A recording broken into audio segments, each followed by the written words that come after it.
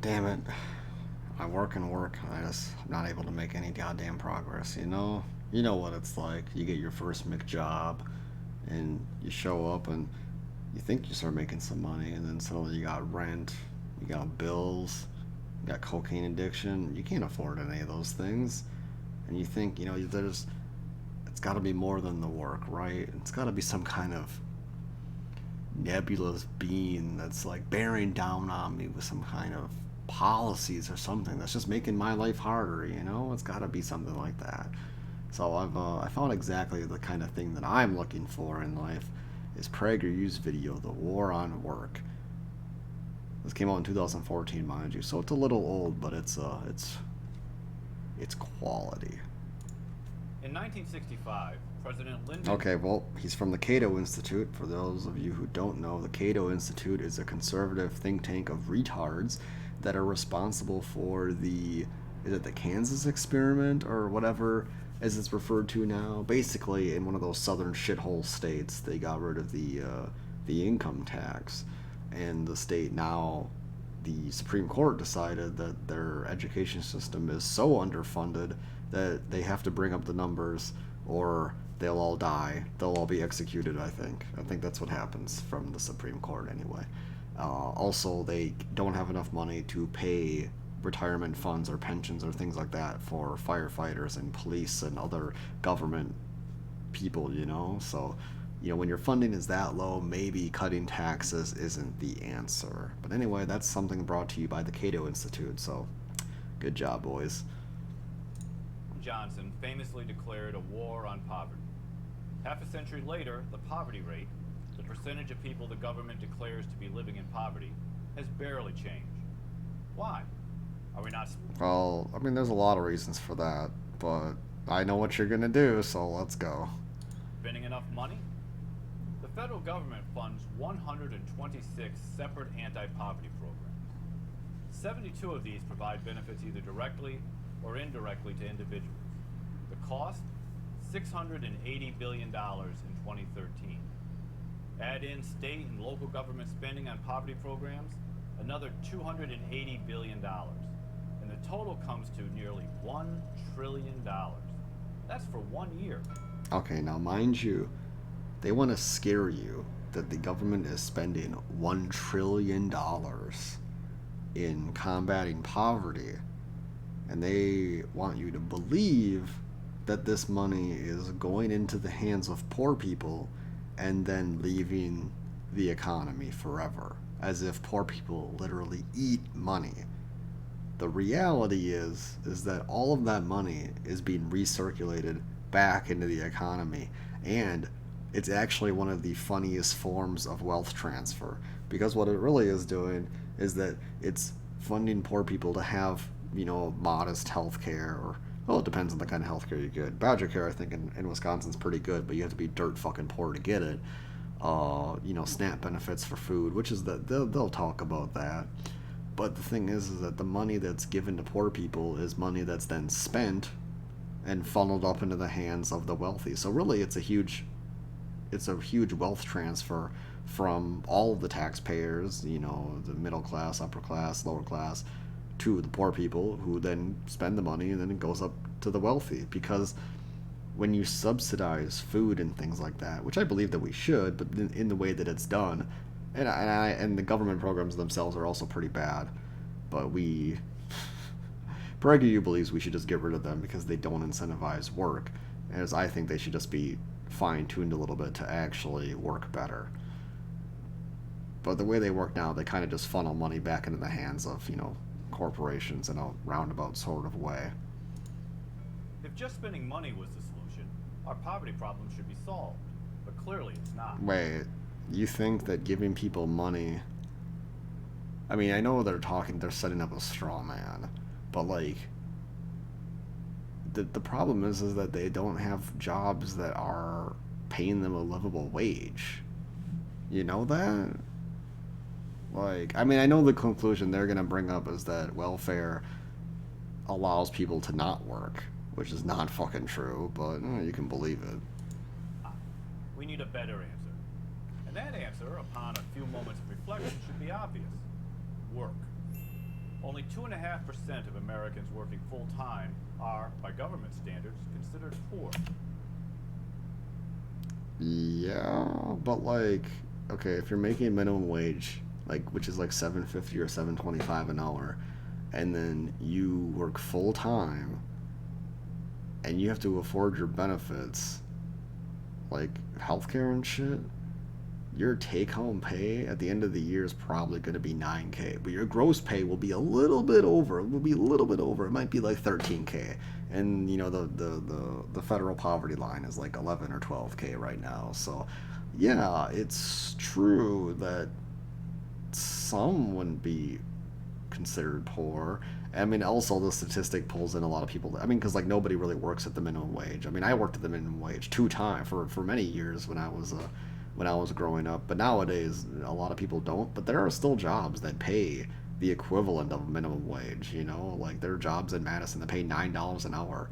$9 an hour in Madison is fucking worth like $4 an hour where I grew up. Like that's fucking pathetic. Given then that work is the road out of poverty, shouldn't we be doing everything we can to encourage people to get on that road? Of course we should. I don't think anyone's ever said work is the road out of poverty. Everybody assumes that you're going to have to work no matter what, and education is the road out of poverty because education provides you something that you can use to try to get a better job, not work. Nobody's ever said this. Unfortunately, however, we are doing just the opposite. Our welfare benefits are frequently so generous that they discourage people from working. Okay, this is just not fucking true. This is just blatantly fucking false. And I mean, you can look at the fucking numbers if you're retarded. I mean, I've been on fucking welfare, and I can tell you right now is that one, as soon as they can cut you off any welfare program, they will. They will immediately. And there are many criteria by which that you have to satisfy to be on welfare. And if you're in some programs, you can't be in others. In some programs, you can be in multiple ones. It just depends. And they'll talk about that a little bit. But for the most part, I mean, no. The welfare programs in America are not so luxurious that you can just rake in the money and sit there on your fat ass. Like, that's not fucking true. Like, the SNAP benefits are okay enough for two people. They supplement basically 1.5 trips to the grocery store, basically. We have created, perhaps with the best of intentions, what economists call a perverse incentive. Okay, now he's referencing Milton Friedman. This is something that Milton Friedman said. Whereas basically you have this, I don't know if it was perverse, I thought he said reverse incentive. I'm pretty sure he said reverse, but leave it up to PragerU and the conservative think tank to alter the word just enough to make it have some kind of bizarre sexual connotation, as you would assume, or as you would ascribe to somebody who's fat sitting in a lazy boy like that. But I could be wrong. But yeah, that is true. We do have a bad incentive to work when you're very, very poor. But the problem is that working isn't the alternative because pay is so bad. Like, why should you go work a McJob and lose benefits when, you know, like, part of the point I see, but the problem isn't that the welfare is too strong, it's its jobs are too weak. In this case, against... And let's be real. The reason we have to have welfare is because corporations are being too greedy. Like... This is not to suggest that poor people are lazy. Most certainly aren't. But they also aren't stupid. In a recent study for the Cato Institute, we looked at what a typical family on welfare could receive in benefits and compared that to what that recipient would need to earn in wages to maintain the same income. Our study looked at a typical welfare family with 2 children under the age of 5. We assumed that this family receives benefits from the 7 most common welfare programs: temporary assistance for needy families, TANF, a straight cash program; Medicaid; food stamps; Women, Infants, and Children Nutrition Program, or WIC; public housing vouchers; utilities assistance; and the Commodity Supplemental Food Program. Okay, I'm gonna stop you there. As somebody who's tried to navigate and has navigated government welfare programs, I can tell you right now is that getting on all of these and getting all this shit sorted, you need a fucking college degree for, because it is a fucking nightmare. Second off, I mean, I don't even know what this is, but it's temporary assistance. Like, it's temporary. And also, like, how WIC works, like, these aren't going to be kids forever. You know, like, when they get older, you get less money. You know that? Public housing vouchers. Do you know how much public housing is available in cities? Not a lot. Like, this is worthless in most places. Utilities assistance? Uh, yeah, maybe. But and then food benefit, yeah, food benefits. Or no, they talk about food stat. I don't know. But like, let's be honest. Like, you're not gonna get all this shit just because you're poor. Like, this one is so hard to get because public housing is one. It's so hard to get into because the list is so fucking long in most places, and even if you do get like a voucher to go to some place that has like reduced rent, like it's still shit. Like the rent is still insane. Like you're not gonna have all this shit. And then also, now mind you, in this example, they're gonna assume that you're gonna get the maximum in every category, which is also not true. Because in the Cato Institute, you would think, you know, they're an institute, they're a think tank, they're intelligent, right? And they're intelligent propaganda. But the reality is that you don't get the max of all these benefits. The only max benefit that you get is like, well, not even Medicaid, because Medicaid's kind of shitty. I mean, but it's not because Medicaid is shitty. It's because the stranglehold that doctors have on the healthcare system in America, because there's a public policy that enforces the scarcity of doctors in America. Or CSFP, which provides staples such as cheese, milk, canned vegetables, and other basic dietary items. Of course, not every welfare recipient gets all these benefits, but some get benefits from even more programs. With 72 programs. Yeah, that's right. Hey, middle class people, you see that? These poor people are getting more benefits. They're getting fucking benefits. They're getting your fucking money, middle class people. You should be angry.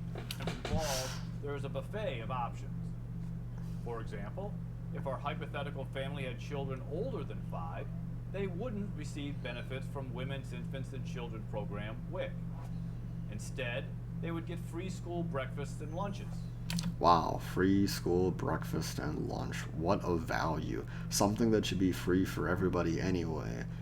It's not like, why, like, how can you be a capitalist and not at least understand that you have to invest a little bit in the future generation of laborers? Otherwise, you're not gonna have any fucking laborers, and you're gonna have, like, I don't understand this complaint about not being able to hire good workers, but then at the same time lobbying for a policy that creates a community and a society of uneducated people. Like, what the fuck? Our study found that the value of these benefits varied from a low of $16,984 in Mississippi to an astonishing This one's great. This one's great. $49,175 in Hawaii. Okay. Why would the benefits that you could get differ in Mississippi and Hawaii? 3 words. 3. Cost of living. Hawaii is one of the most expensive places to live in the world. Very much so in America, anyway. I mean, it's a fucking island. They have to import a ton of shit, so you need to have a lot more money. In Mississippi, I mean, I don't know. I've never been there. I don't know shit about it. It sounds like some southern shithole, hellhole place. So we're just assume the cost of living is dirt cheap. So yeah, I mean, that's why there's a difference. But what they're trying to do here is they're trying to scare you into seeing like, oh wow, like look how much free money people are getting. God forbid anybody actually get any kind of assistance. You know, just go bootstrap capitalism, go work out in the slave mines. And keep this in mind: welfare benefits are not taxed, while wages are. This is a non sequitur, but this is hilarious actually. Welfare benefits are not taxed. Why would the benefits be taxed? Why would the government tax you on money that it's giving you? Like, that is the dumbest thing I've ever heard in my life. Wages are like, I like how he brings up that wages are taxed, because you know who this is a dog whistle. If you're middle class, if you make any kind of money whatsoever, PragerU wants you to be fucking pissed that poor people are getting your money. The reality is is that capital gains is also taxed, but it's taxed less. The reality is that if you're a wage earner, you're paying more of the share of the tax burden than somebody who makes money through capital gains, which are the 1%, the super rich, the 5% people in America that are, capital owners. Those people are the ones that should be footing the bill. They have all the money. They don't need as much money as they have. You don't need over $5 million. If you think you do, well, you're fucking wrong. Like, there's so much good that we could do with so much money in America, and we're not doing it just so Jeff Bezos can sit on a fucking mountain of gold like the dragon he is. That means that in many states, welfare recipients would have to earn even more by working than they receive in benefits for not working in order to come out even. In fact, taking taxes into account, in 33 states, a welfare recipient would receive more income through benefits than a worker could from working full-time at a minimum wage job. I mean, that's true, but it's only true if there's a family. And now, mind you, you can't raise a family of 4 on $16K in benefits. If you're only talking about a family of 4, the benefits that you're gonna get are gonna be like $16K or whatever in Mississippi, or $49K in Hawaii. Like, they're going to need to be more because you're raising a family, and that, you can't afford food on welfare with children. You need to work. I know that they're trying to argue a stupid point here that we're fucking up the incentives of working in welfare, but the reality just doesn't match up. When you take the premises of them and then you match them onto the real situations of workers, there's an incongruity. It just doesn't work. You can't raise a family of 4 on welfare benefits. It's not possible. In 13 states, a mother on welfare with 2 children would receive more in benefits than by earning $15 per hour at a job. Yeah, a mother with 2 kids would need that much in benefits. Do you want to know why? And you want to know why the benefits are so lucrative? Because the healthcare benefit is insane. If you have Badger Care in America, or in Wisconsin, you don't pay anything when you go to the hospital. That's a huge, that cost, and the cost of raising children and how often they have to go to the hospital is an insane benefit. That alone is like $20 an hour. So yeah, it's perfectly reasonable that a woman who's raising 2 kids would have to have an insane job to make more money than benefits, Now, one of the critiques that they bring up that I will side with is the fact that, yeah, it's fucked up that as you start making a little bit of money, you lose all your benefits. So you're locked into this poverty system, which is very true. That is very accurate, actually. But they don't really spend a lot of time talking about they mostly just try to scare middle class people into hating poor people. And in the 8 most generous states, she could get more in benefits than by working at a $25 per hour job. And that's yeah, but why is it the most generous state she gets more money? Well, the reason is because it's higher cost of living, probably. Hawaii probably makes a lot of money, they can afford it. California probably makes a lot of money, they can afford it. Without having to get to a place of business at a specific time, having to work it. Oh yeah, see, now he's gonna he's gonna stoke the flames of the ire of the working class people who are pissed off about the poorer class. He's gonna be like, oh look, you guys are working, you have to show up at a job, you got a boss that you gotta respond to. These people are taking all your tax money and they're just fucking not even doing anything. Aren't you pissed off about that? Really? Dude, when have you ever... I want you to go work at McDonald's for an entire year and live on that paycheck, dude. You'd be a socialist in 5 seconds. 8 hours or deal with a boss and fellow employees. But don't people who receive many of these benefits have to be working in some capacity or at least actively searching for work? Yes, Not that's really. true. In 2009, work requirements, the centerpiece of the Republican Congress Clinton administration welfare reform bill of 1996, were severely eroded. Ask yourself this question. In 2009, what happened in 2008 that would have caused the government to reduce the work requirements of welfare. What happened? Maybe some kind of bubble burst, some kind of crisis involving houses? It's almost like a lot of people lost their jobs, but they weren't able to fulfill the criteria to get on welfare. And when you have a lot of poor people who don't have any money and have a lot of free time, you get revolution. So what you do is you lax the work requirements to then provide them the welfare that they need to calm them down so they don't overthrow you. And also, like, are you fucking stupid? Governments change policies about fucking welfare programs all the time. Are you just upset that they lax the work requirements? I mean, it seems pretty smart to lower the work requirements so the working class doesn't overthrow you as they were about to, with all the 1% and shit that went on. But, like, I mean, I don't know, the Tea Party was fucking commandeered by the CIA to basically be destroyed. Nationwide, fewer than 42% of recipients are participating in what are called work activities. In some states, such as Missouri and Massachusetts, fewer than 1 out of 5 welfare recipients are working. And that uses a very broad definition of work activity. Going to college can be considered work. Going to college is work. Job training can be considered work.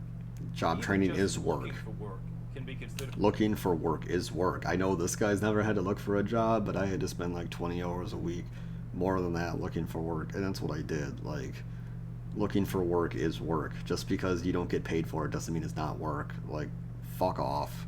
Considered work. Yet less than half of welfare recipients meet even these definitions. Do you understand? Well, like, okay, going to college, like, why would you're only in college for like 4 years if you're an undergrad? Why would you be in college forever? Are you stupid? And also, like, job training is kind of fucked in America. That's a true thing. But like, why would a state or a county or a district have lax work requirements? It's almost as if government can change the policies based on the environment that they live in. It's almost like if there aren't a lot of jobs, rather than wasting the welfare recipients' time, excluding them from the programs with ridiculous, requirements, you can exempt them from the requirements and then provide them the money that they need to eat and live, because otherwise they're going to fucking die. Like, are you mad because government can adapt to the economy? Is that what you're upset about? Like, what? Many poor people are making what would seem to be a rational economic decision by not working. No, poor people are not making a rational economic decision by not working because it's an opportunity cost. They're getting in the short term the means to survive, but in the long term they are forever hampering the amount of wealth that they can ever accrue in their lives. And it's because of jackasses like you and the policies that you push for that create the poor people that are in these situations. So, I mean, the video should, if anything, just be a big mirror. It's pretty simple. If welfare pays better than work, why choose to work? But in the long run, that tempting choice is a bad one, because it will end up keeping those in the welfare system trapped in poverty. I mean, even if you are, the way the welfare system is set up now is that you are trapped in poverty. It is impossible to dig your way out. It's not worth it to work, honestly. Only working for wages, even minimum wages, or marrying someone who works, puts you on a path out of poverty. No, working minimum wage does not put you on the path out of poverty, buddy. You are a fucking idiot. You need to go from being in poverty and getting those benefits to being out of poverty. You literally need to be making like 10 plus more than I don't know, whatever you're like if you're working part-time and you're getting benefits and then you want to transition out of poverty, you need to be making like $10 more an hour and then also working full-time. Like, how you really think minimum wage can get somebody out of poverty? You understand that most of the people live in big cities, right? And big cities are the most highest cost of living. Like, are you stupid? I mean, I know you're lying, but are you also dumb? Poverty. If we are serious about reducing welfare dependency and helping Americans climb out of poverty, we need to establish a clear policy preference for work over welfare. But our current welfare benefits are so generous that not working too often seems like a better deal. It is no wonder then that even after 50 years of trying, So, the policy that he wants, I mean, I know he says that one that favors work, but then he goes on to say that the welfare benefits are too high. So, the conclusion that we can assume is that we should lower welfare benefits. Like, that's just it. And it's like, well, actually, welfare benefits need to increase. I'm sorry, dude, but you're fucking wrong. Welfare needs to go up. Company, like the way companies do business with workers in America, needs to get more favorable to workers, relative at least to the fucking EU zone countries, because they get 3.5 weeks fucking paid vacation. They get maternity and paternal leave, I think. You know, at least one parent for a full year after the kid's born. Like, you want to know why we have such a problem with single parenthood in America, especially in the black community where there's the most poor people by ratio, is that because you do have no protections for them as workers. Why would a person want to be tied down to a woman who's going to drain money off him when he can just fuck off and leave? Like, you, if there is no feasible economic path out of your situation, why would you stay in that situation? Like, and this is a situation that you created because you don't want corporations to have to pay the workers the fair share. You're reaping what you're sowing, and then you're trying to sell the solution as, you know, middle class angst.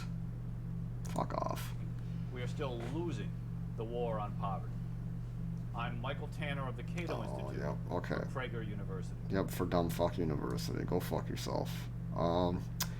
Yeah, well, anybody who made it here, please, downvote. Call me a lib cuck. Tell me I have a fentanyl addiction. Tell me my mom fucks black guys. Pretty much all the classics. I really like those ones. And yeah, I don't know. I'll argue with you in the comments if you like. Oh, I got to turn this off. Sorry.